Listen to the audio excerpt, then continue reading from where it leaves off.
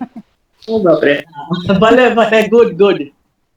Okay, programme की शुरुआत हम यूनिवर्सल इन्वोकेशन से करेंगे और यूनिवर्सल इन्वोकेशन हमारी रोहित लॉज की senior member sister Keshvar ben हमें कराएंगी। Keshvar ben. Yes. O hidden life, vibrant in every atom. Oh, hidden light, vibrant in every atom. O hidden light, shining in every creature. Oh, Oh, hidden hidden light, light, shining in shining every in every creature. creature. O hidden love, embracing all in oneness. Oh, hidden Oh, love, hidden love, embracing embracing all all in in oneness. oneness. May each who feels himself as one with thee. May May each each who who feels feels himself himself as as one one with with thee, thee Know he is also one with every other. know he is know he is also also known with every other. one with every other. Shanti, Thank you, Shanti, Keshav. Thank you very Shanti. much. Thank you. 1 minute हम silence में रहेंगे and जिन भी सदस्यों का mobile है on mode पे है please mic को म्यूट कर दीजिए और 1 मिनट हम साइलेंस में रहेंगे।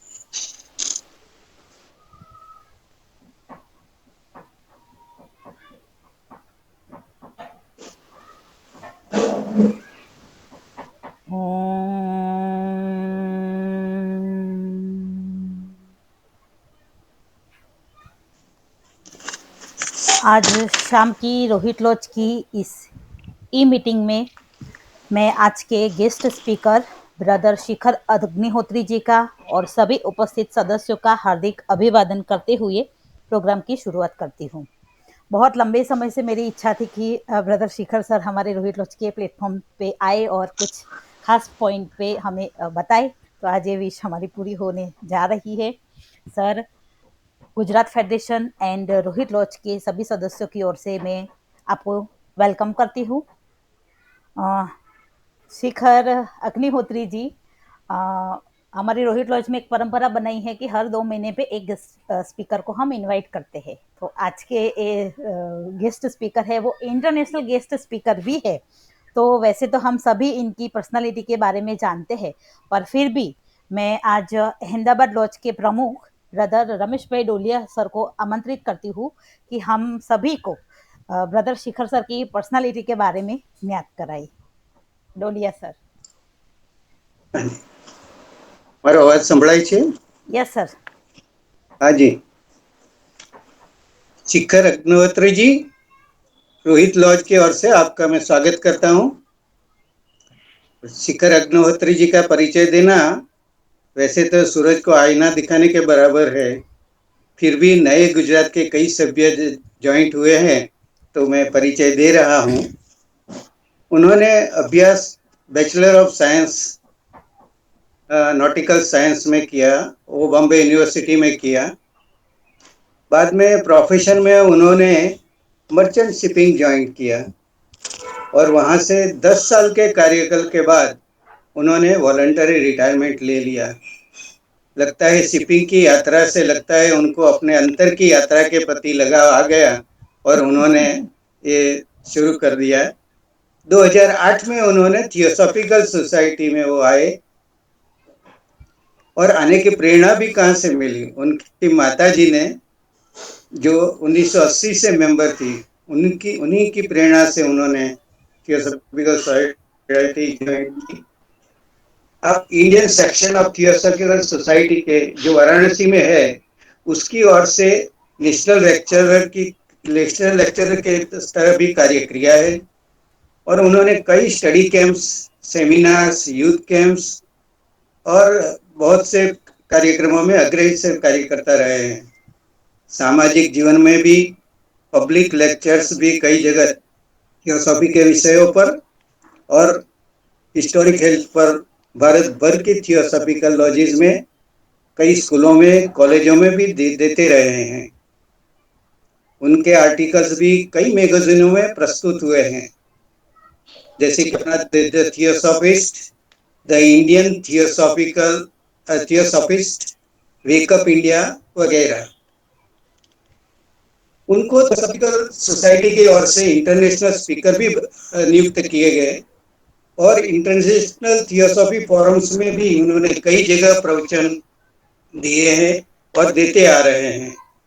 उन्होंने एक बहुत अच्छा और बहुत ये कोरोना काल में जिसकी प्रशंसा हो सके ऐसा कार्य किया है।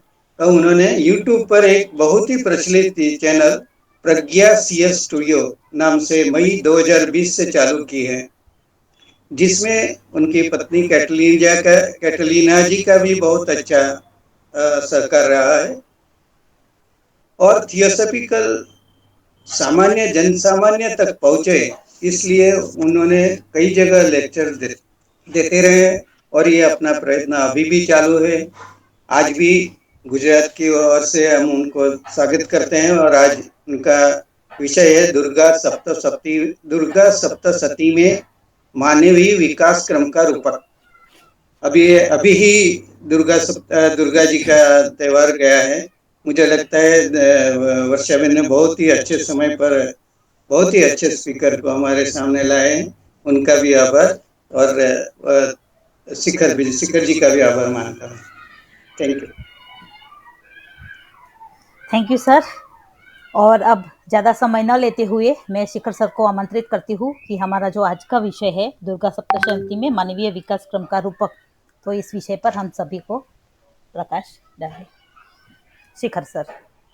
थैंक यू बंधु रमेश जी और सिस्टर वर्षा जी, बहुत बहुत फर्स्ट ऑफ ऑल इस मौके पे आमंत्रित करने के लिए। और वर्षा जी, आपका विशेष कर जब आपने कहा कि पर्सनैलिटी का इंट्रोडक्शन है, तो वाकई में पर्सनैलिटी तो यहीं रह जानी है, उसका इंट्रोडक्शन तो एक फॉर्मेलिटी है, लेकिन हम उससे कितना अटैच हो ना हो, यही मेरे ख्याल से इस पूरी मानवीय विकास क्रम की यात्रा है कि पहले हम उससे अटैच होते हैं और फिर हमें सिखाया जाता है कि अनलर्निंग कैसे उससे डिटैच होना है या नॉन अटैच होना है।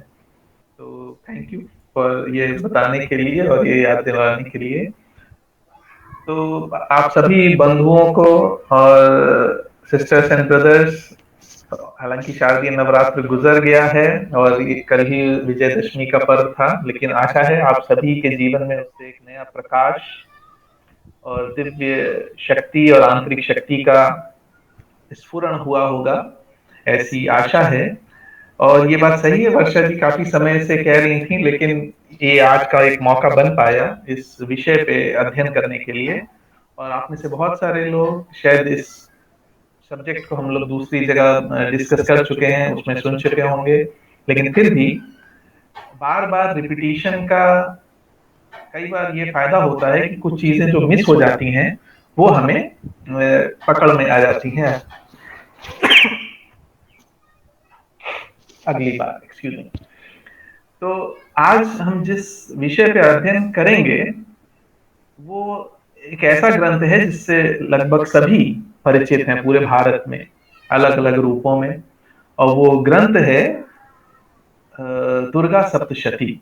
सप्तशती अर्थात 700 श्लोकों का ये ग्रंथ है, मार्कंडेय पुराण का एक हिस्सा है। लेकिन आज हम उसका अध्ययन प्रचलित तौर पे नहीं करेंगे जैसा कि किया जाता है और समझा जाता है कि हमने केवल उसका पाठ कर लिया या हमने उसको एक कहानी के रूप में मान लिया, या हमने उसका पाठ करने के बाद ये सोचा कि कई लोग तो उसका उपयोग इसलिए भी करते हैं कि कहीं उनका कोर्ट केस चल रहा हो या कहीं कोई शत्रु बाहर हो या किसी से दुश्मनी हो, तो उसको उस पर विजय पाने के लिए भी इसका पाठ करते हैं। लेकिन अगर इस तरीके, खैर सबकी अपनी अपनी सोच है, लेकिन अगर हम इसकी गहराई में नहीं जाते हैं इन ग्रंथों के, तो वास्तव में ये ग्रंथ जिस वजह से लिखे गए होंगे, इस तरीके से पुराण हमारे जितने लिखे गए हैं, वो उनका जो वास्तविक पर्पस है वो डिफीट हो जाएगा। और इसलिए आज इस पुस्तक को हम लोग एक डिफरेंट तरीके से अध्ययन करेंगे, अर्थात उसमें क्या सिंबॉलिज्म छुपा है या क्या कोई संकेत छुपे हैं, कोई रूपक छुपा है। और इस अध्ययन को हम लोग डॉक्टर I.K. टैमनी जी जो हुए हैं, उनकी पुस्तक an introduction to Hindu symbolism में उन्होंने काफी इसको शेयर किया है, उसके बेसिस पे करेंगे। और इस तरह के अध्ययन की आज बहुत आवश्यकता है। आज क्या, हमेशा आवश्यकता है, लेकिन जैसे जैसे समय बीतता जाता है, जो हमारे ज्ञान होता है, प्रज्ञान होता है, उस पर पर्दा पड़ता जाता है, और जो प्रज्ञान है वो विश्वास और धीरे धीरे फिर मान्यताओं में बदलता जाता है। तो फिर हम केवल कर्मकांड तक सीमित रह जाते हैं, अंधविश्वासों को या कह लीजिए शब्दों को लिटरल अर्थ में लेके अर्थ का अनर्थ करते रहते हैं। और इसीलिए अगर देखें तो धर्म के नाम पे जितना ज्यादा रक्तपात आज तक मनुष्य इतिहास में हुआ है, उतना शायद ही किसी और कारण से हुआ हो, क्योंकि हर जना अपने ग्रंथ को, अपने किताब को श्रेष्ठ मानता है, और उसमें जो शब्दशः लिखा है उसको मान के वो हम कुछ भी करने के लिए तैयार रहते हैं, कुछ भी अमानवीय कृत्य भी करने के लिए तैयार रहते हैं। और इसीलिए इस तरीके का अध्ययन जब हम करते हैं, जो कि थियोसॉफिकल सोसाइटी का भी एक बहुत ही प्रमुख उद्देश्य है, जितने भी इस तरीके के ग्रंथ हैं, आप देखें सीक्रेट डॉक्ट्रिन हो, आइसिस अनवेल्ड हो, हर पुस्तक में H.P. ब्लवात्स्की ने इन वो कोई भी पुराण हो उनको कोट करके उनका जो हिडन मीनिंग है, जो उनका सांकेतिक मीनिंग है, उसको एक्सप्लेन करने की कोशिश की है। और उसी के इक्विवेलेंट क्रिश्चियनिटी में क्या है या किसी और धर्म में क्या है, सभी धर्मों को उन्होंने साथ लाने की कोशिश की है, अगर हम उनको एसोटेरिक रूप से पढ़ें। और जब इस तरीके से हम पढ़ते हैं तो हमारा जो अंधविश्वास होता है वो धीरे धीरे अंतः प्रज्ञा में बदलने लगता है, और हमारा अंधविश्वास विवेकपूर्ण श्रद्धा में बदलता है। फिर हमारे विश्वास को कोई डिगा नहीं सकता किसी तर्क के माध्यम से। अभी तो हम कहीं भी कुछ चमत्कार देख लेते हैं तो हमारे विश्वास डिग जाते हैं। साथ ही जब हम इस तरीके से अध्ययन करते हैं तो हम सत्य के और ज्यादा निकट आते हैं, क्योंकि अब हम केवल किसी कर्मकांड को नहीं कंसंट्रेट कर रहे हैं, हम कर्मकांड के पीछे का जो विजडम है, जो हमें बताया जा रहा है उस कर्मकांड के माध्यम से, उस पर कॉन्सेंट्रेट कर रहे हैं, तो हम सत्य के ज्यादा निकट पहुंचते हैं।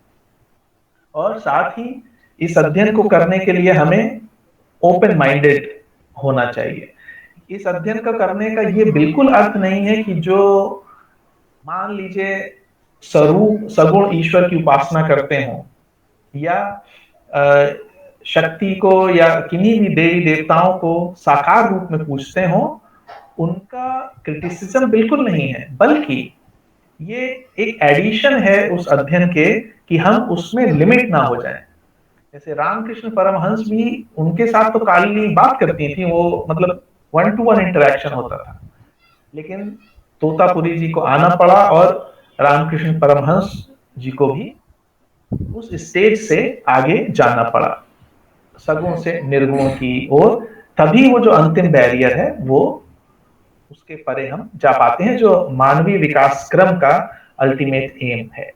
और तभी असांप्रदायिक रूप से हमारा मन काम करता है और कट्टरपंथी जो विचारधारा है उससे हम दूर होते जाते हैं। और जब इस तरीके का विचार हमारे मन में आता है, तब ऑब्वियसली सभी के प्रति हमारे मन में बंधुत्व की भावना का उदय होता है। और ये इस अध्ययन का सबसे महत्वपूर्ण पार्ट है कि जब हम इसको पढ़ते हैं या किसी दूसरे धर्म की ग्रंथ को पढ़ते हैं, उनमें कहानियों को देखते हैं, तो हम एक को रिलेशन समझने लगते हैं कि यार यहाँ भी वही है, वहां भी वही है, वहां भी वही है। तो आर्ग्यूमेंट किस बात पे हो, तो मतभेद किस बात पे होगा, तो जो समझने लगेगा वो फिर उसके जो तर्क होंगे वो गिर जाएंगे। हालांकि जब भी मौका पड़ेगा वो दूसरों को समझाने का या शेयर करने का कार्य जरूर कर सकता है। तो आज के इस पुस्तक जो ग्रंथ है उसको पढ़ने के लिए हमें एक कुंजी, जैसे हर ताले को खोलने के लिए एक चाबी की जरूरत पड़ती है, तो उसी तरह इस सिंबोलिज्म को भी खोलने के लिए हमें एक चाबी की जरूरत पड़ेगी, और उस चाबी को बनाने के लिए हमें दो प्रश्नों के उत्तर ढूंढने होंगे। मैं कहाँ हूं और मैं कौन हूं।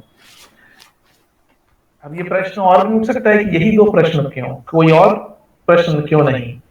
तो ये इसलिए कि अगर हम देखें तो यही वो दो प्रश्न हैं जिनका उत्तर जानने पर ही हम अपना अगला स्टेप उठा पाते हैं कॉन्शियसली।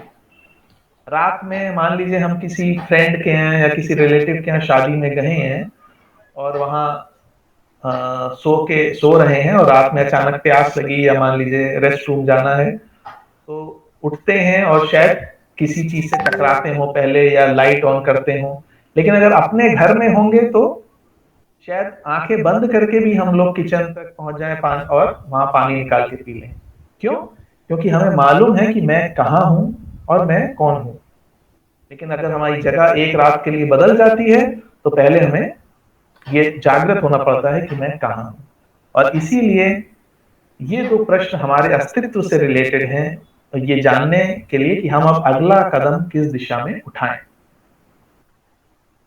तो ब्रह्म विद्या के अनुसार पहले हम लोग देखते हैं कि मैं कहाँ हूं, वेयर एम आई। तो प्रश्न हम ये कह सकते हैं भाई मैं अपने घर में हूं, शहर में हूं, देश में हूं, लेकिन इस समय हम लोग बहुत ही विराट लेवल पे बात कर रहे हैं कि थियोसॉफी में हम लोग पढ़ते हैं कि ये जो पूरा सौरमंडल है, सोलर सिस्टम है, ब्रह्मांड है, वो 7 तलों में बटा हुआ है, जिनको 7 प्लेन्स ऑफ कॉन्शियसनेस या 7 प्लेन्स ऑफ मैटर कह सकते हैं, चेतना के 7 स्तर कह सकते हैं या 7 लोक कह सकते हैं। तो उनमें से जो पहला लोक है वो है आदि लोक, उसके बाद अभी हम लोग देखते हैं अनुपादक लोक, अनुपादक लोक के बाद आत्मिक लोक, उसके बाद बुद्धिक लोक, मानसिक लोक, मानसिक लोक के बाद एस्ट्रल या भावनात्मक लोक, भूअर लोक, और उसके बाद स्थूल लोक या भूलोक। यहाँ पे अगर हम देखें तो अक्सर जो हम किताबों में पढ़ते हैं कि लोक या प्लेन्स, तो उसमें हमें देखने को मिलता है कि एक प्लेन के ऊपर दूसरा प्लेन बना हुआ है। तो सब कॉन्शियसली हमारे मन में शायद ये विचार आने लगता है कि शायद फिजिकल प्लेन यहाँ है, उसके ऊपर एक लेयर है, उसके ऊपर एस्ट्रल प्लेन है, मेंटल प्लेन है, और शायद आत्मिक लोक, बुद्धिक लोक पता नहीं कहाँ पे दूर है। और शायद इसीलिए जब भी हमें ईश्वर की याद आती है या तो अनकॉन्शियसली या सबकॉन्शियसली हमारा जो सर है वो ऊपर की ओर उठ जाता है कि शायद कहीं आसमान में ईश्वर विराजमान है। लेकिन थियोसॉफी बहुत ही सुंदर तरीके से हमें इस पूरे ब्रह्मांड का जो स्ट्रक्चर है उसके बारे में बताती है। और इससे आप देख रहे हैं कि ये कोई रेक्टेंगुलर पीसेस नहीं है, ब्लॉक्स नहीं है जो एक के ऊपर एक रखे गए हैं। ये सभी लोक जो हैं ये कंसेंट्रिक स्फीयर्स हैं, यानी स्फीयर्स को हिंदी में गोल कहेंगे या एक स्फीयर, हिंदी मुझे नहीं समझ में आ रही स्फीयर की। तो ये सभी जो स्फीयर्स हैं ये इंटरपेनिट्रेटिंग हैं, यानी एक साथ गुंथे हुए हैं और एक ही जगह पे हैं, एक साथ एग्जिस्ट कर रहे हैं। ये बात समझनी बड़ी मुश्किल हो सकती है क्योंकि विज्ञान में हम लोग पढ़ते हैं कि एक जगह पे एक ही चीज रह सकती है। अगर यहाँ पे पेन है तो यहाँ पेन ही रह सकता है, अगर यहाँ पे कोई मोबाइल रखा है तो मोबाइल ही रह सकता है। लेकिन अगर ये प्रश्न किया जाए, जैसे फोम का एक टुकड़ा है, फोम का एक टुकड़ा सॉलिड है, उस सॉलिड में अगर मान लीजिए हम पानी की कुछ बूंदें गिराएं तो वो कहां जाएंगी? वो उसमें एब्जॉर्ब हो जाएंगी। अर्थात उसी क्षेत्र में, उसी एरिया में, उसी वॉल्यूम में फोम भी है, पानी भी है। और फोम के टुकड़े के जो छेद हैं उसमें क्या है? उसमें हवा है। तो एक ही जगह पे हम देख रहे हैं कि सॉलिड भी है, फोम भी है, पानी भी है, हवा भी है, और जाने कितने सूक्ष्म ऐसे पदार्थ, मैटर होंगे जो इसी जगह पे होंगे। अर्थात अगर दो चीजों के डेंसिटी में डिफरेंस है तो वो एक ही जगह पे रह सकती हैं, एक ही स्पेस में। और यही विज्ञान है इन सारे लोगों का एक साथ एक जगह एग्जिस्ट करने का, कि अगर हम वापस जाएं आदि लोक पे, तो सबसे पहले जो पूरा जो एक क्षेत्र है जहां सौरमंडल एग्जिस्ट कर रहा है वो है आदि लोक का matter. This is the finest matter of any system. बहुत लंबा प्रोसेस है, मिलियंस ऑफ ईयर्स इसमें लगते हैं, लेकिन हम लोग इसको संक्षेप में देखेंगे कि उसी आदि प्लेन के कुछ अणु मिलके, आप देख रहे हैं उसी के अंदर एक और गोला बना लेते हैं जिसके अणु थोड़ा डेंस होते हैं, जिसका पदार्थ थोड़ा डेंस होता है यानी घना होता है, तो उसको अनुपादक लोक कहा गया। अनुपादक लोक के कुछ और अणु मिलके एक और उसमें गोला बना लिया, तो वो आत्मिक लेवल हो गया, आत्मिक लोक। और उसके बाद आप देख रहे हैं बबल्स पर एटम जो है वो बढ़ते जा रहे हैं, तो इसका मतलब जो घनत्व है, जो डेंसिटी है, वो बढ़ती जा रही है। और इसीलिए ये सारे के सारे लोग एक ही जगह पे हैं। ये अलग बात है कि फिजिकल प्लेन यानी जो हमें दृश्य है, दिखाई दे रहा है इन नेत्रों से, वो इस पूरे ब्रह्मांड का आप देखें कितना छोटा सा हिस्सा है, और हम उसी को सच मान के बैठते हैं, और जो अदृश्य जगत है उसको हम उसके एग्जिस्टेंस को ही कई बार डिनाई कर देते हैं मटेरियलिस्टिक साइंस के बेसिस पे।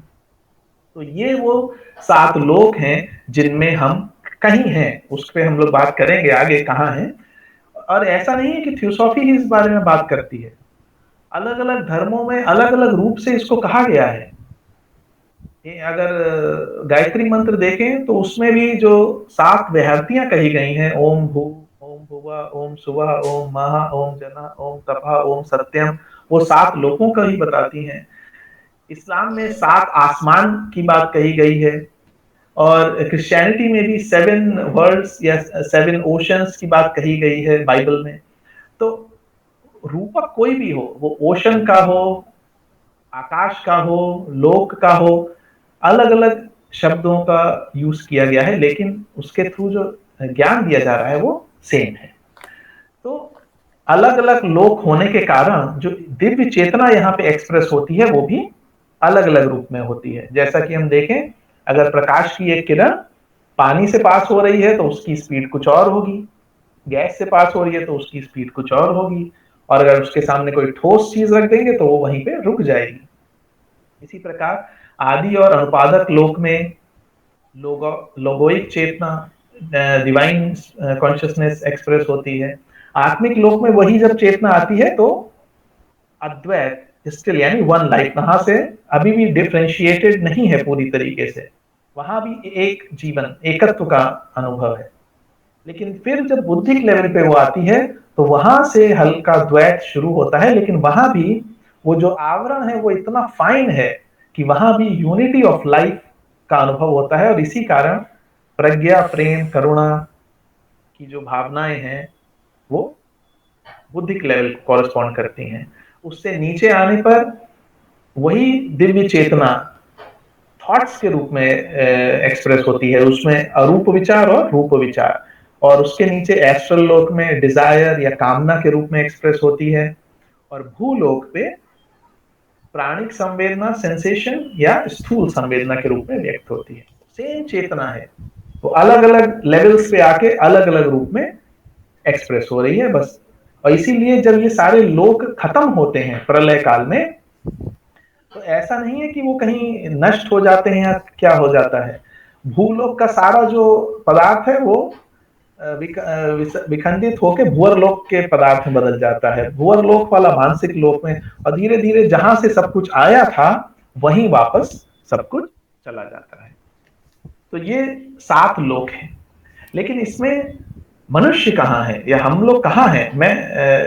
तो उसमें कहा गया है थियोसॉफी में कि ऊपर के जो 2 लोक हैं उनके बारे में बहुत ही कम नॉलेज अभी दी जा रही है, क्योंकि मनुष्य उस लेवल पे नहीं है। तो मानवीय विकास क्रम जो चल रहा है वो नीचे के 5 प्लेन्स में ही चल रहा है। और मैं कौन हूं, इसका उत्तर इस बात से मिलता है कि सभी धर्मों में ये कहा गया है कि ईश्वर ने मनुष्य को अपने स्वरूप में बनाया। हालांकि हम ईश्वर को अपने स्वरूप में हर क्षण में बनाए जा रहे हैं। जो हम आरतियां भी लिखते हैं, मान लीजिए जो हम स्तोत्र भी लिखते हैं, उसमें भी अगर देखें तो कहीं ना कहीं हम ईश्वर को प्रसन्न करके कुछ पा लेने की इच्छा जाहिर कर रहे हैं। लेकिन ऐसा बिल्कुल नहीं है। वो हम इसलिए कर रहे हैं क्योंकि हमें अगर कोई प्रसन्न कर दे तो हम उसे कुछ दे देते हैं। हमें अगर कोई भला बुरा कह दे तो हम उस पर क्रोधित हो जाते हैं। तो हम ये शायद सोचते हैं कि जो ईश्वर है वो भी इसी तरह रिएक्ट करता होगा। और कहानी में अभी जब हम आगे पढ़ेंगे तो ऐसे हिंट्स आएंगे कि जहाँ पे शिव जी या विष्णु जी को क्रोध आ रहा है, तो एक तरफ तो हम कह रहे हैं कि ईश्वर तो इन सबके परे है, और ग्रंथों या स्क्रिप्चर्स में लिखा है कि उनको क्रोध आ रहा है। तो काम, क्रोध, मद, लोभ, मोह तो मानवीय विकास क्रम की चीजें हैं।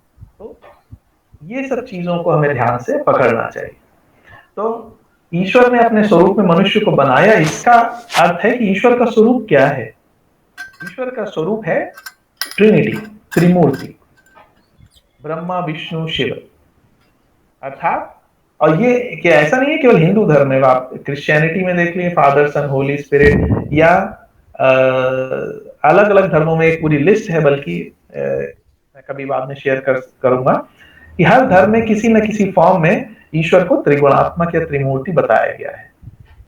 क्यों बताया गया है वो एक अलग विषय है, उसका भी अपना विज्ञान है, हम लोग बाद में कभी शेयर करेंगे। लेकिन अभी समय को ध्यान में रखते हुए, तो ईश्वर का स्वरूप है त्रिगुणात्मक, ब्रह्मा, विष्णु, शिव। तो उसने हमें अपने स्वरूप में बनाया, यानी जो कहा गया है ईश्वर परम ज्योति है और हम उसकी चिंगारी हैं, तो उस चिंगारी को, यूनिट ऑफ कॉन्शियसनेस को थियोसॉफी में मोनैड कहा गया है, जिसको आप स्क्रीन पे देख रहे हैं। हेलो सर, हाँ, पीपीटी आगे चल ही नहीं रहा है, रन नहीं हो रही है। आप जो आपको स्लाइड दिखानी है ना, इसी पर क्लिक कीजिए तो शायद हो जाएगा। अच्छा, ओहो माय गॉड। हाँ, बस अब दिख रही है। हाँ, okay sir. Oh, I am sorry, मैं ध्यान नहीं दिया। नहीं, ठीक है। हाँ, अच्छा। तो खैर, मैं अच्छा बाद में अगर कोई प्रश्न पूछेंगे तो, हाँ, अच्छा, इस तरीके से शेयर हो रही है। ओके ओके, चलिए ठीक है। तो देख रहे हैं स्क्रीन में, वो मोनैड जो है, यूनिट ऑफ कॉन्शियसनेस, वो अनुपादक प्लेन पे रहता है और वो अनकॉन्शियसली प्योर है, लेकिन नीचे के पांचों लोकों का जो है वो उसको कोई अनुभव नहीं है।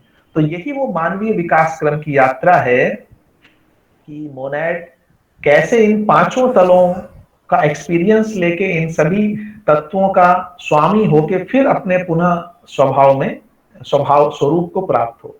From unconsciously pure to unconsciously impure, consciously impure और फिर कॉन्शियसली प्योर। ये पूरी ये यात्रा है।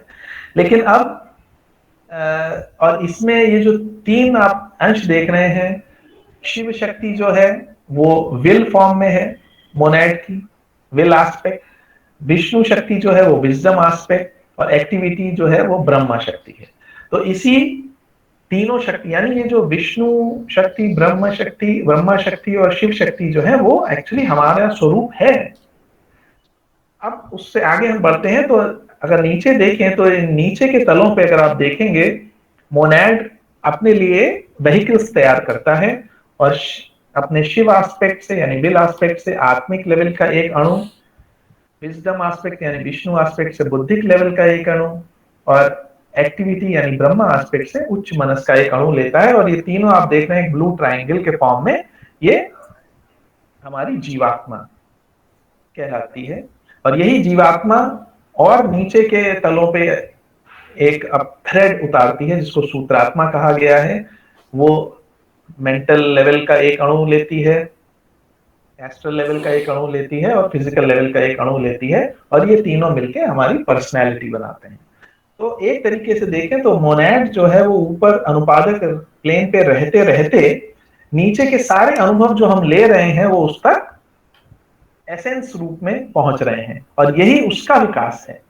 और कैसे ये पूरी जो यात्रा है पूरी होती है, ये आज हम लोग दुर्गा सप्तशती की कहानियों के माध्यम से देखेंगे कि ये किस तरह हमारी ही शक्ति जो है वो नीचे उतरती है, और हमें ये जो पर्सनैलिटी का जो चक्र है, जो नीचे के जो तीन लोग हैं, कहानी में जितनी भी बार हम पढ़ेंगे कि दैत्यों ने, दानवों ने त्रिलोकी पे कब्जा कर लिया, तो वो, या इंद्र को बाहर निकाल दिया, तो वो यही जो नीचे के स्थूल लोक, भूलोक, भूवरलोक और स्वर्गलोक, अर्थात फिजिकल, एस्ट्रल, लोअर मेंटल जो है, इन्हीं तीनों लोकों की बात कर रहे हैं, क्योंकि जो नेगेटिव वाइब्रेशंस है वो यहीं तक सीमित रह जाती हैं। तो ये हुआ हु एम आई और वेयर एम आई। ये एक बहुत ही संक्षेप में 7 लोकों का और हमारे 7 शरीरों का एक चित्र है, स्क्रीन पे हम लोग देख रहे हैं। देहात्मा नीचे है, अंतःकरण और जीवात्मा। अब हम लोग अपनी कहानी पे आते हैं। समय काफी हम लोग आगे बढ़ रहे हैं धीरे धीरे। तो कहानी में हम लोग देखते हैं कि जो राजा सुरथ और समाधि वैश्य हैं, उन दोनों के साथ ही जो उनके परिचित लोग हैं, उन कुछ ना कुछ दुर्व्यवहार होता है और उनको उससे दुख पहुंचता है और वो वहां से निकलते हैं। लेकिन फिर भी जो संसार है, परिवार है, उनके प्रति जो उनका आकर्षण है, आसक्ति है, वो खत्म नहीं हो रहा। तो इस बात का प्रश्न का उत्तर पाने के लिए वो ऋषि मेधा के पास जाते हैं। कभी कभी ये जो नाम भी हम लोग पढ़ते हैं ग्रंथों में, इस पे भी अगर हम चिंतन करें तो काफी चीजें हमें मिलती हैं। ऋषि मेधा, मेधा हम लोग मेधावी छात्र कहते हैं, अर्थात इंटेलिजेंस, इंटेलेक्ट नहीं, इंटेलिजेंट। तो इंटेलिजेंट को कृष्णमूर्ति जी ने जो अंतः प्रज्ञा के ही पास कहा गया है, क्योंकि जब भी हमें कोई ऐसे प्रश्न का उत्तर चाहिए हो तो हमारा जो गुरु है वो हमारे ही अंदर है, वही है हमारी प्रज्ञा। तो हमें उसी के पास जाना चाहिए और अल्टीमेटली वही हमारा आंसर देती है। तो उन ऋषि से वो प्रश्न पूछते हैं कि भाई ये क्या कारण है कि हमें अभी भी इतना दुख होने पे भी आसक्ति नहीं छूटती है। तो वो कहते हैं ये महामाया का शक्ति है और वही इस पूरे संसार को चला रही हैं। तो वो लोग प्रश्न करते हैं कि उनके बारे में हमें बताइए। तब ऋषि मेधा जी उनको 3 प्रकरण सुनाते हैं जिसमें कि देवी का अवतरण होता है। इन पूरे प्रकरणों का अलग अलग रूप से कभी लोग एक्सप्लेन कर सकते हैं। हम लोग थोड़ा उसको थियोसॉफिकल एस्पेक्ट से देखने की कोशिश करेंगे।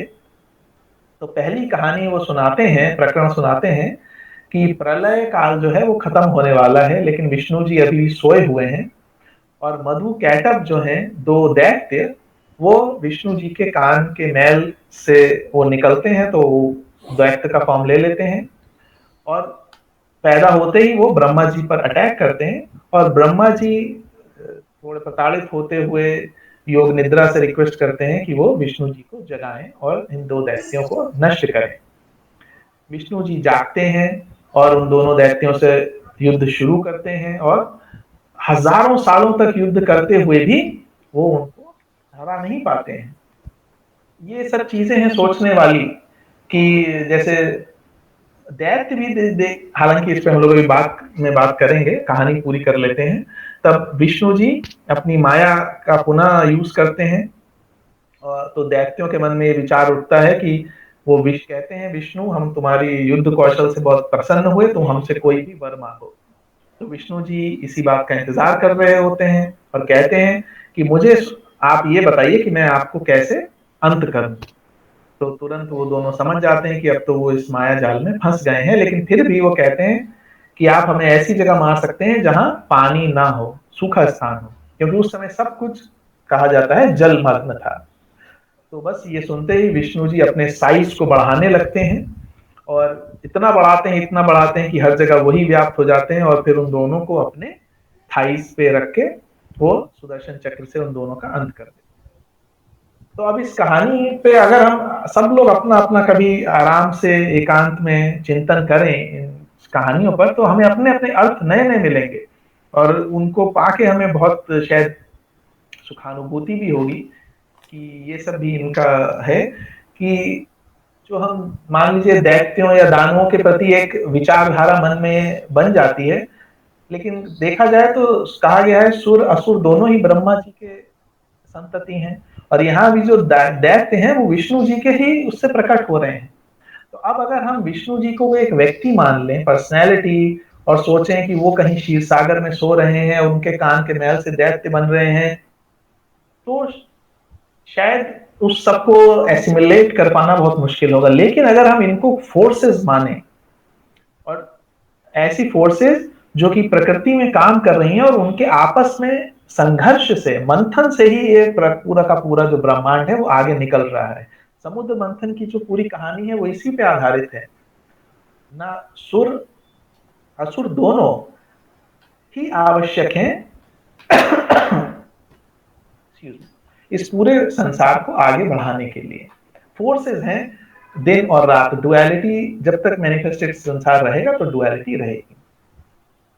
तो मधु कैटअप की जो कहानी है वो इस बात से शुरू होती है, प्रलय अर्थात आध्यात्मिक प्रलय का समय है मनुष्य के इस विकास क्रम में। और आध्यात्मिक प्रलय क्या है? अर्थात अभी हमारी अंतः प्रज्ञा या विवेक जागृत नहीं हुआ है। और विवेक बुद्धि कौन है? विष्णु जी। अर्थात अभी हम मानवीय विकास क्रम की उस अवस्था में हैं जहां पे अभी हमारा विवेक जागृत नहीं हुआ है।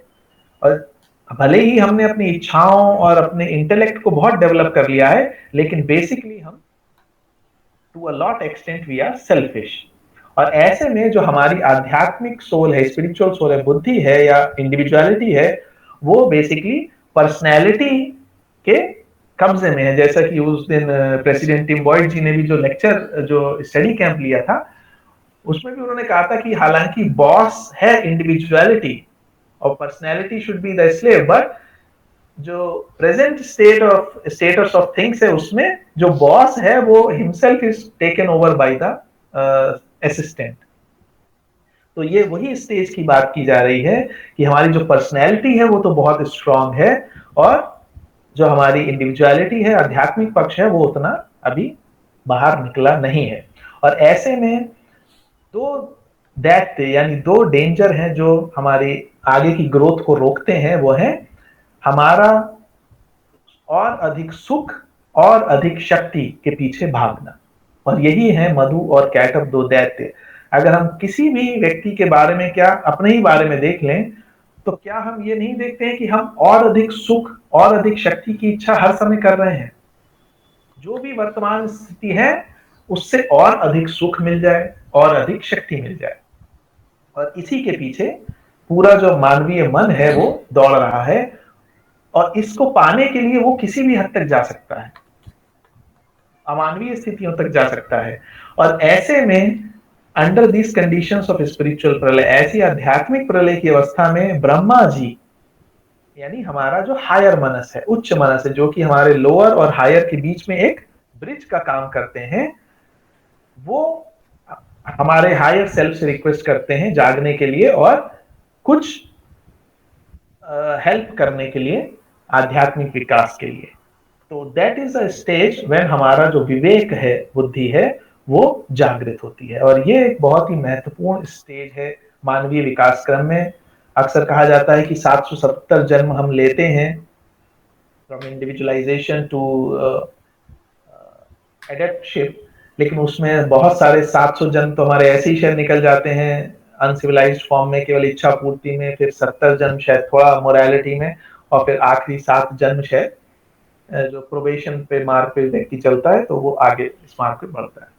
तो इसी स्टेज की वो बात कर रहे हैं कि हमारा विवेक जब जागृत हो नहीं हुआ है तो बहुत सारा समय हम उसी में निकाल देते हैं। लेकिन एक जो और विशेष बात इस कहानी में आती है कि इन दोनों दैत्यों का अंत भी कैसे होता है, या कैसे उनका अंत होने की शुरुआत होती है, कि वो अपने ही ट्रैप में फंसते हैं। अर्थात अंतर यात्रा के मार्ग पे या आध्यात्मिक यात्रा के मार्ग पे शायद ही कोई ऐसा हो जो स्वयं से आया हो। ये हो सकता है उसके पूर्व जन्म के कुछ कर्म हो, संस्कार हो, जिससे इस जन्म में हमें जो दिख रहा है कि वो नेचुरली इंक्लाइंड है, बट हो सकता है पुराने जन्म की कोई यात्रा हो। लेकिन अगर केवल यही देखें तो अधिकतर व्यक्ति अगर इस मार्ग पे आता है तो किस लिए आता है? या तो अपने दुखों से मुक्ति पाने के लिए, या और अधिक शक्ति पाने के लिए, अर्थात और अधिक सुख और अधिक शक्ति। शक्ति किस मायने में कि अब मुझे परलोक की शक्ति चाहिए, अब मुझे साइकिक पावर चाहिए, अब मुझे अच्छा लेक्चर देने की शक्ति चाहिए, या अथॉरिटी, लोगों पे इंटेलेक्चुअल अथॉरिटी की शक्ति चाहिए, या और अधिक सुख, अर्थात हमारे जीवन में कोई दुख आया तो हम उससे छूटने के लिए मन्नत मांगते हैं या कहीं पर प्रसाद चढ़ाते हैं या कोई यात्रा करते हैं। क्यों? क्योंकि हमें उस दुख से छुटकारा चाहिए।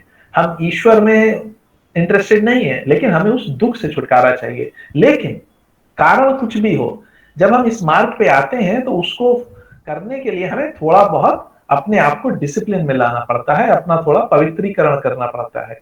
और जब ऐसा हम करते हैं तो धीरे धीरे हमारी जो प्योरिटी शुरू होती है, तो उससे हमारा जो डिस्क्रिमिनेशन है या डिसर्नमेंट है, विवेक है, वो जागृत होना शुरू होता है।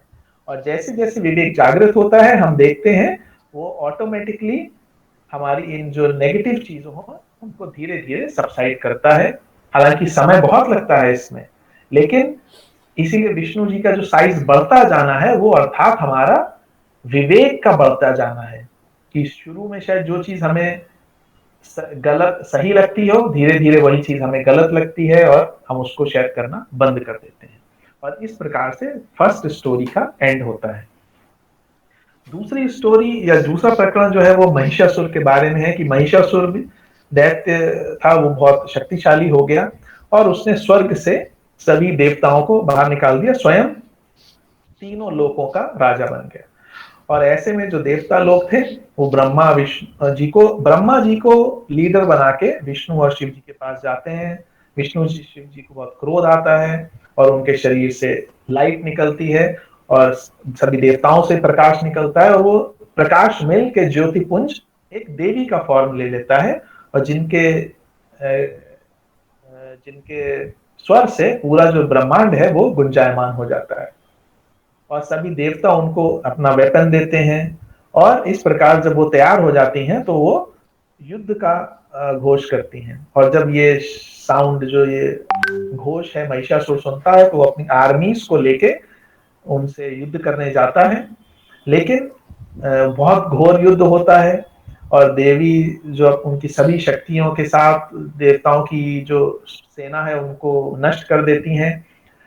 ये देखने के बाद महिषासुर जो है वो एक महिष का रूप धारण करता है और इसीलिए उसका शायद नाम महिषासुर पड़ा हो।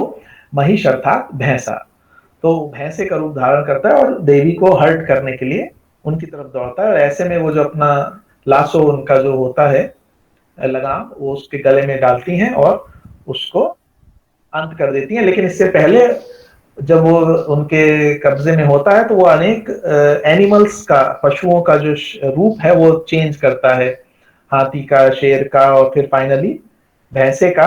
और जब उसमें से मनुष्य का सर निकल रहा होता है, सर निकल चुका होता है लेकिन शरीर भैंसे का होता है, उस समय वो उसका अंत कर देती हैं। और बाकी जो बचे हुए दैत्य होते हैं वो पाताल में चले जाते हैं। देवता और ऋषि लोग बहुत प्रसन्न होते हैं और वो देवी के लिए एक बहुत ही सुंदर स्तोत्र गाते हैं और देवी उन्हें एक वरदान देती हैं कि जब भी आपके सामने कोई मुश्किल आएगी आप मुझे याद करिए, मैं आपकी मुश्किलों को दूर करने के लिए आ जाऊंगी। और इस प्रकार से देवी उनको वरदान देके डिसअपियर हो जाती है।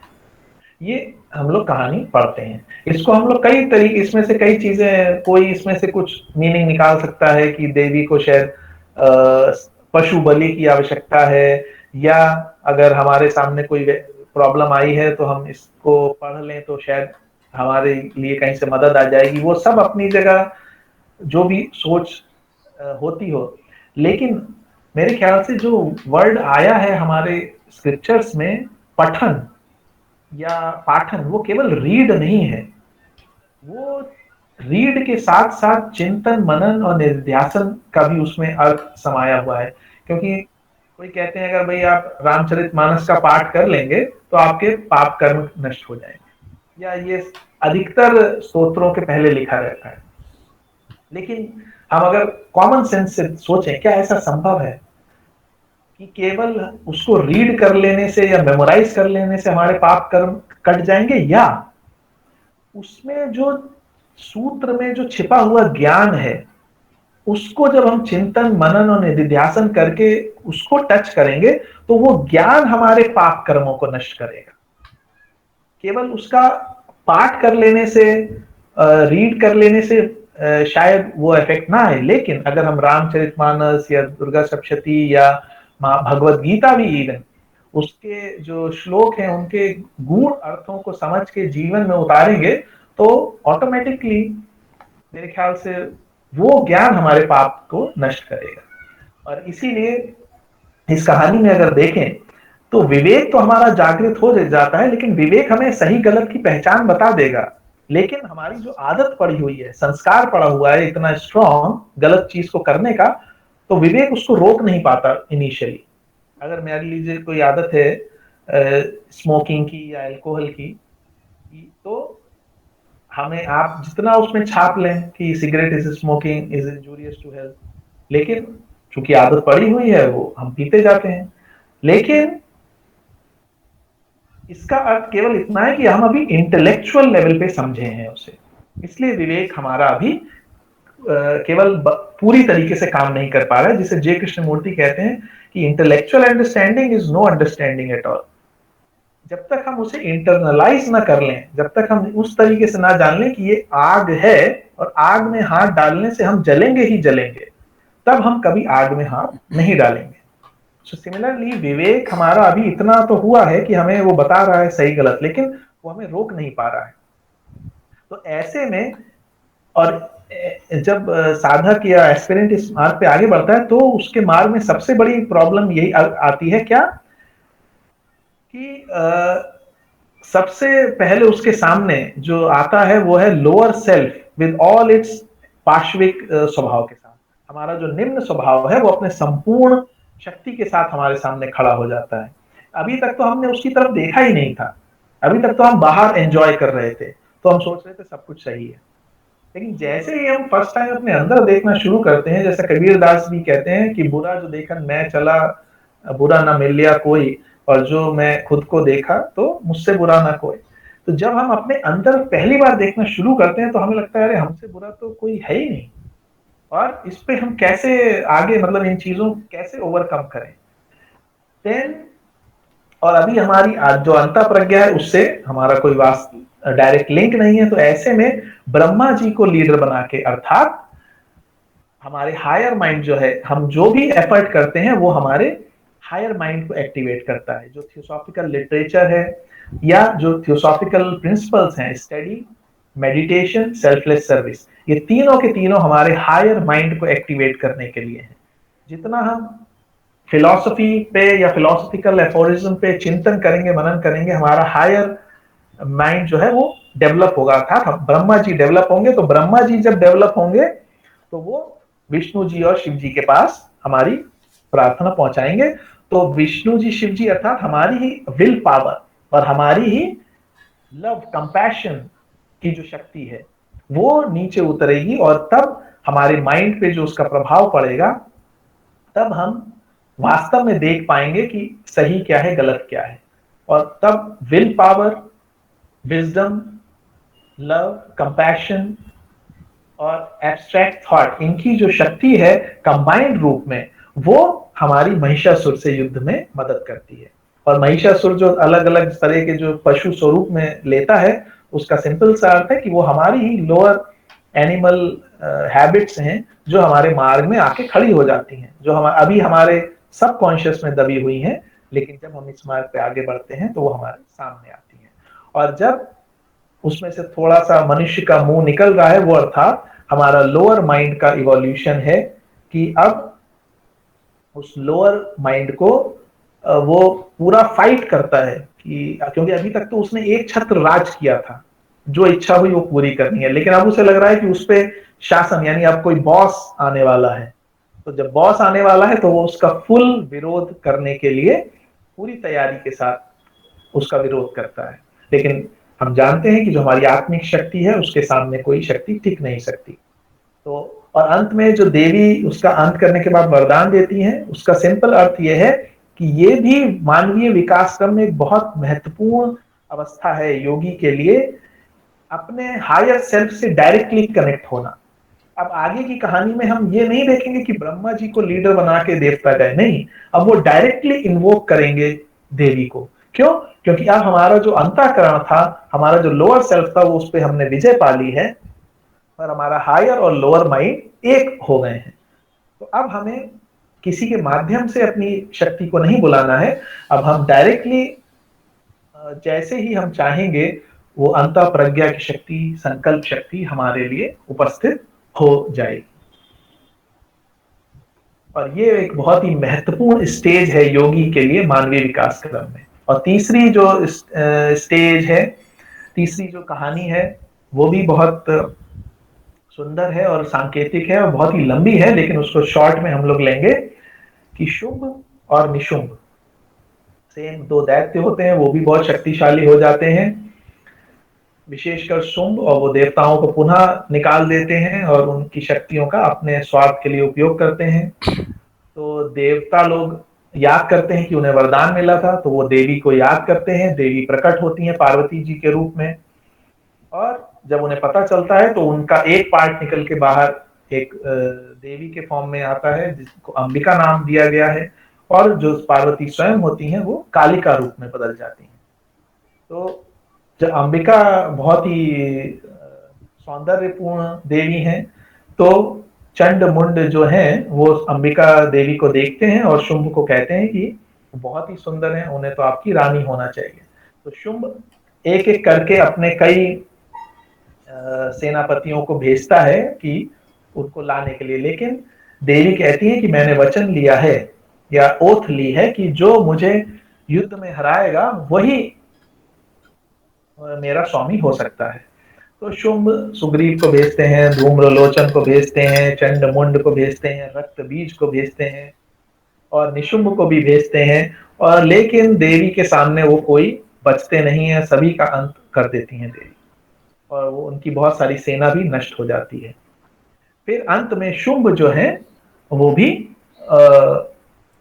युद्ध करने के लिए जाते हैं देवी से, और युद्ध का शुरू होता है। लेकिन ऑफ कोर्स देवी के सामने शुंभ की भी शक्ति क्षीण होती है, तो वो टॉन्ट करते हैं देवी को कि आपको अपने युद्ध कौशल पे बहुत प्राउड है, मतलब गर्व है, लेकिन आपकी शक्ति इसलिए क्योंकि ये सारे बाकी देवी देवता आपको मदद कर रहे हैं। तो देवी कहती हैं कोई मेरी मदद नहीं कर रहा है, मैं अकेली हूं, और वो सारी जो शक्तियां होती हैं वो उनको अपने में समेट लेती हैं।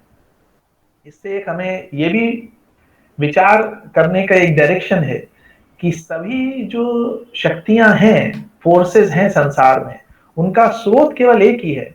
हम उसको चाहे इलेक्ट्रिसिटी कहें, हीट कहें, इलेक्ट्रोमैग्नेटिक कहें, कुछ भी कह लें, लेकिन अभी साइंटिस्ट लोग उस फील्ड में नहीं शायद आगे आए हैं कि सोर्स सबका एक ही एनर्जी है, एक ही फोर्स है, वही अलग अलग फॉर्म में डिफरेंशिएट होके हमें, किसी को हम कुछ नाम देते हैं, किसी को कुछ और नाम दे देते हैं।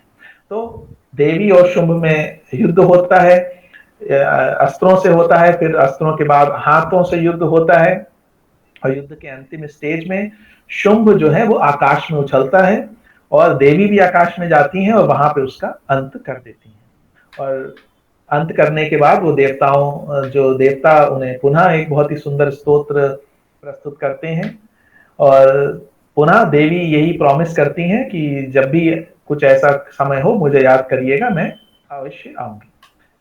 और इस प्रकार ये कहानी, ये प्रकरण सुन के राजा सूरत और समाधि वैश्य को संसार का जो फ्यूटिलिटी है, सांसारिक चीजों से आसक्ति का, वो रियलाइज होता है और वो तपस्या करने चले जाते हैं। देवी उनके सामने अपीयर होती हैं और उनसे भी वरदान मांगने को कहती हैं। राजा सूरत कहते हैं कि मुझे पुनः अपना राज्य चाहिए ताकि मैं बिना किसी अटैचमेंट के राज्य कर सकूं, और समाधि वैश्य कहते हैं मुझे मोक्ष चाहिए। और ये कहानी वहां पे समाप्त होती है, तीसरी बार। तो अब इसको हम लोग समझने की कोशिश करें। हम लोग शायद सोचते हैं कि छोटे छोटे जो हम अभी मान लीजिए कोई स्टेप ले रहे हैं, वो बहुत बड़े आध्यात्मिक स्टेप हम लोग ले रहे हैं कि हमने ध्यान कर लिया या हमने कुछ स्टडी कर ली। लेकिन अगर इसको देखें तो वास्तविक हमारा जो आध्यात्मिक अनफोल्डमेंट है वो तभी शुरू होता है जब हमारे विवेक या जो बुद्धि की जो लाइट प्रकाश है, प्रज्ञा का जो प्रकाश है, वो मन पे कंटिन्यूअसली प्रकाशित करता है और हमारा जो निम्न स्वभाव है पूरी तरीके से खत्म हो चुका होता है। उसके बाद वाकई में हमारी प्रोग्रेस शुरू होती है। फर्स्ट टू जो स्टेजेस थी वो तो केवल हम एक तरीके से मैदान जो बीज बोने से पहले तैयारी की जाती है वो कर रहे थे, क्योंकि इस ओकेजन पे अगर हम देखें इस कहानी में, तो जो शत्रु हैं वो बहुत सारे हैं और बहुत अलग अलग तरीके के हैं, और जो शक्ति हमारे पास आती है वो उसका इन्वोकेशन हम डायरेक्टली कर रहे हैं, किसी के माध्यम से नहीं।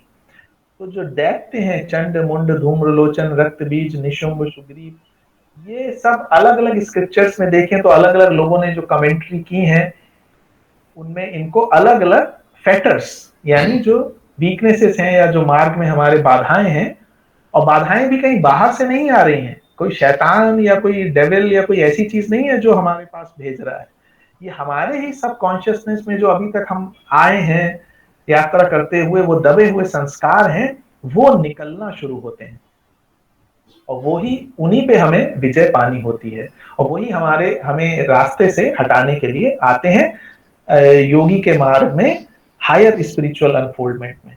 तो जो शुंभ है मेन, वो शुंभ देवी को जो अपने स्वामित्व में करना चाह रहा है, वो इस बात का बाधा है जो योगी के मार्ग में आती है, कि अगर उसने अपने अहंकार को, अपने जो स्व है उसको पूरी तरीके से खत्म नहीं किया है, अगर महत्वाकांक्षा रह गई है, तो जब वो हायर मार्ग पे जाता है तो उस शक्ति को देख के वो उसके प्रभाव को देख के वो उसको भी अपने सेल्फिश यूज के लिए यूज करना चाहता है, और यही उसके पतन का कारण बन जाता है। और इसीलिए थियोसॉफी में अगर देखें, हर स्टेप पे हमें कहा जाता है कि किन्हीं भी मिरेकल्स, चमत्कार और जो भी तरीके चीजें बताई जाती हैं कि तुरंत आपको ये रियलाइजेशन हो जाएगा और चक्र जागृत हो जाएंगे, कुंडलिनी जागृत हो जाएगी और ये पावर आ जाएगी, इन सब के पीछे तो कभी हमें थियोसॉफी में पहली बार तो एनकरेज ही नहीं किया जाता, क्योंकि वो डेंजर्स आगे उसमें सबको मालूम है। इसीलिए थियोसॉफी में कहा गया है कि पहले हम अपना फाउंडेशन स्ट्रॉन्ग बनाया था, प्योरिफिकेशन, और सेल्फिशनेस जो जड़ है उसको हम मिनिमम से मिनिमम करते चले जाएं अपने अंदर, तब जो हायर लेवल पे ये जो स्टेज आती है, तो हो सकता है ये युद्ध हो भी ना, ये जो कहानी हमें बताई गई है शायद ये स्टेज आए भी ना, लेकिन अगर वो नहीं हुई है तो फिर योगी को और एक्स्ट्रा परिश्रम करना पड़ता है अपनी उस वीकनेस पे कवर करने को, जीतने के लिए। और ये पहले ही शेयर किया कि देवी जो अपने आप को सबको अपने अंदर कर लेती हैं, अर्थात कि वो ही सोर्स ऑफ सभी शक्तियां हैं, जो हमारी आत्मिक शक्ति है, that is the undifferentiated source of all forces in the nature. और शुंभ का आकाश में जाना और वहां पे अंत होना, अर्थात आकाश तत्व देखिए सबसे सूक्ष्मतम तत्व है हमारे मनुष्य कॉन्स्टिट्यूशन में, पंच तत्वों में, तो अर्थात अपने सूक्ष्मतम रूप में भी हमारे अहंकार को, महत्वाकांक्षा को नष्ट होना है। अगर उसका जरा सा भी शेड रह गया तो वो हमें अपने मार्ग से हटा देगा, और इसीलिए आकाश में जाने का अर्थात शुंभ का हमारे अंदर से जो सात्विक अहंकार भी जो है उसको भी पूरी तरीके से नष्ट हो जाना है। और लास्ट पॉइंट जो देवी वरदान देती है राजा सूरत को और समाधि वैश्य को, वो यही है कि अक्सर लगभग सभी धर्मों में ये माना गया है कि मोक्ष, निर्वाण, लिबरेशन, यही अल्टीमेट एम है मानवीय विकास यात्रा का। लेकिन इस कहानी में हमें बताया गया है कि नहीं, उसके बाद भी एक्चुअली कुछ है, और थियोसॉफी भी ये कहती है कि वास्तविक काम तो उसके बाद शुरू होता है और मनुष्य के सामने 7 रास्ते खुलते हैं। और इस कहानी में हमें केवल 2 रास्तों के बारे में बताया गया है कि पहला रास्ता जो राजा सूरत लेते हैं कि वो अपने राज्य को लेके उस पर बिना अटैच होके शासन करने के लिए, अर्थात इस संसार में रह के यहाँ के लोगों की मदद करना, जिसको हम लोग निर्माण काया का नाम देते हैं वॉइस ऑफ साइलेंस में। और समाधि वैश्य को मोक्ष की वो था आकांक्षा, तो उनको मोक्ष अर्थात उसको धर्म काया लेना कहा गया है वॉइस ऑफ द साइलेंस में। और इसी तरीके से बाकी 5 और भी वेज हैं जिसमें जो मनुष्य मतलब उस स्टेज पे पहुंचे हुए योगी हैं, एडेप्ट्स हैं, वो चूज कर सकते हैं कि अब हमें किस दिशा में आगे जाना है। लेकिन ये बात जानने की बहुत महत्वपूर्ण है कि मोक्ष या जो एडेप्टशिप है वो एंड नहीं है, वहां के बाद भी हमारा काम और बाकी है।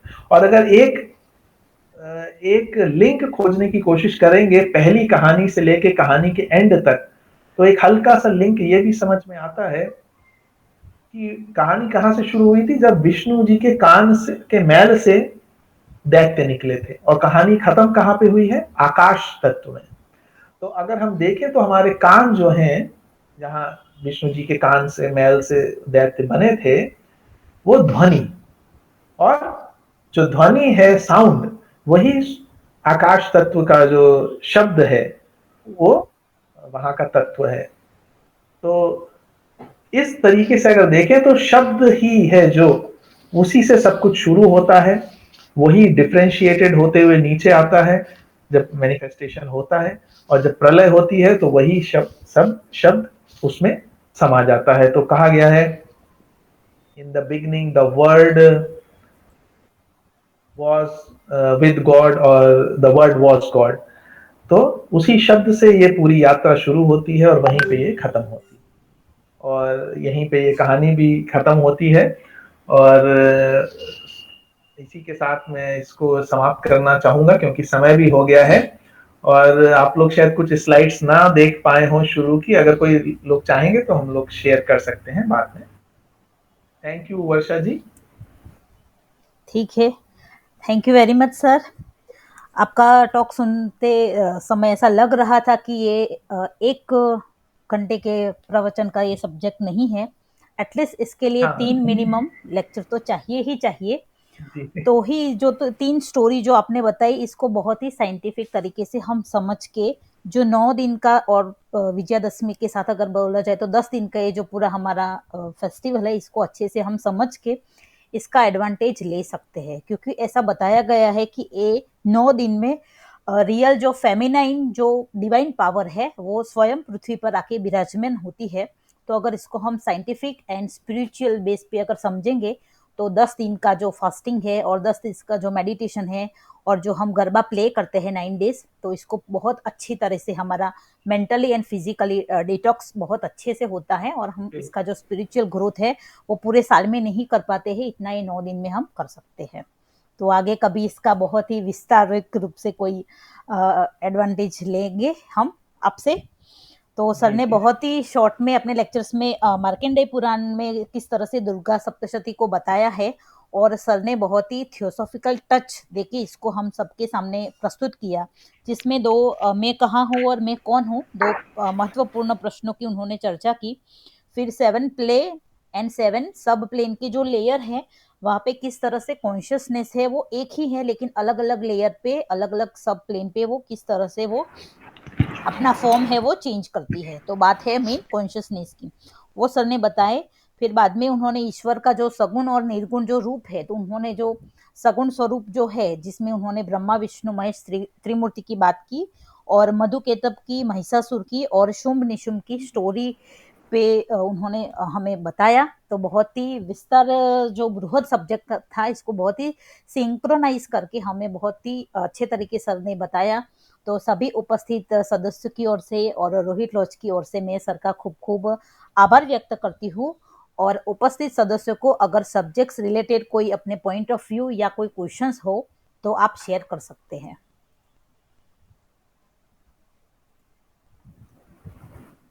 Any questions? अगर क्वेश्चन, हाँ जी यस सर।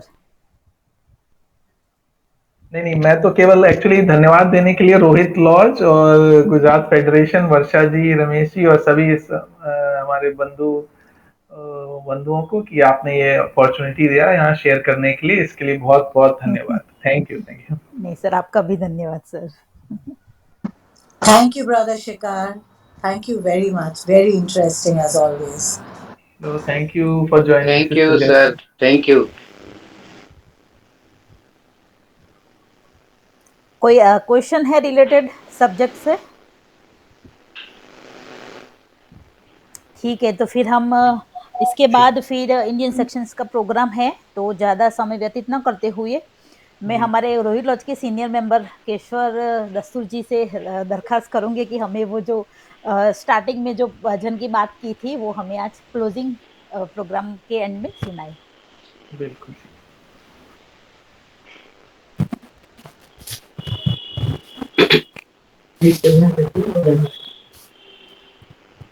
मनोबुद्ध्यहङ्कार चित्तानि नाहम् न कर्णं न जिह्वा न च घ्राणनेत्रे न च व्योम भूमिर्न तेजो न वायुः चिदानन्दरूप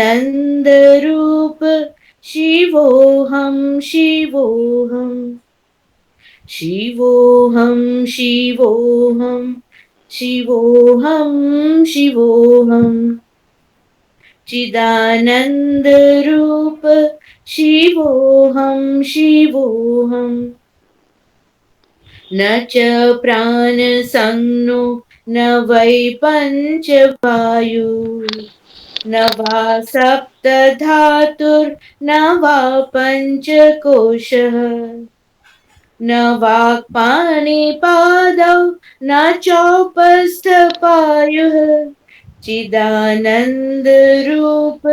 शिवोऽहं शिवोऽहम् शिवोऽहं शिवोऽहं शिवोऽहं शिवोऽहम् चिदानन्दरूप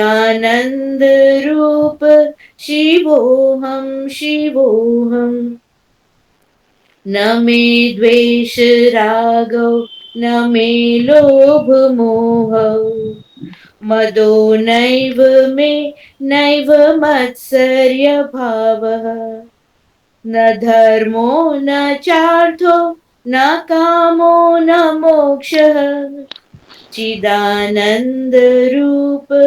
शिवोऽहं शिवोऽहम् शिवोऽहं शिवोऽहं शिवोऽहं शिवोऽहम् चिदानन्दरूप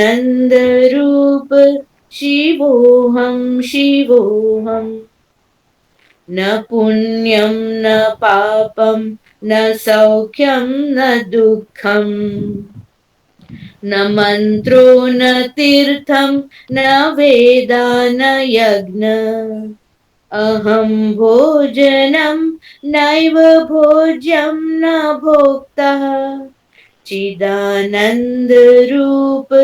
शिवोऽहं शिवोऽहम् शिवोऽहं शिवोऽहं शिवोऽहं शिवोऽहम् चिदानन्दरूप शिवोऽहं शिवोऽहम् न मृत्युर्न शङ्का न मे जातिभेदः पिता नैव मे नैव माता न जन्मः न बन्धुर्न मित्रं गुरुर्नैव शिष्यः चिदानन्दरूप शिवोऽहं शिवोऽहम् शिवोऽहं शिवोऽहं शिवोऽहं शिवोऽहम् चिदानन्दरूप शिवोऽहं शिवोऽहम् अहं निर्विकल्पो निराकाररूपो विभुत्वा च सर्वत्र सर्वेन्द्रियाणां न वा सङ्गतं नैव मुक्तिर्न मेयः चिदानन्दरूप शिवोऽहं शिवोऽहम् शिवोऽहं शिवोऽहं शिवोऽहं शिवोऽहम् चिदानन्दरूप शिवोऽहं शिवोऽहम् चिदानन्दरूप शिवोऽहं शिवोऽहम्। बहुत ही मधुर, thank you sister. Next Saturday हम अहमदाबाद लॉज के प्रमुख ब्रदर रमेश पेडोलिया को मन साथे मैत्री विषय पर सुनेंगे। तो आज का ये जो प्रोग्राम है, once again brother Shikhar sir and सभी उपस्थित सभ्यों का आभार व्यक्त करते हुए यहाँ पे हम समापन करते हैं। Thanks. Thank you Varsha ji, thank you Ramesh ji, thank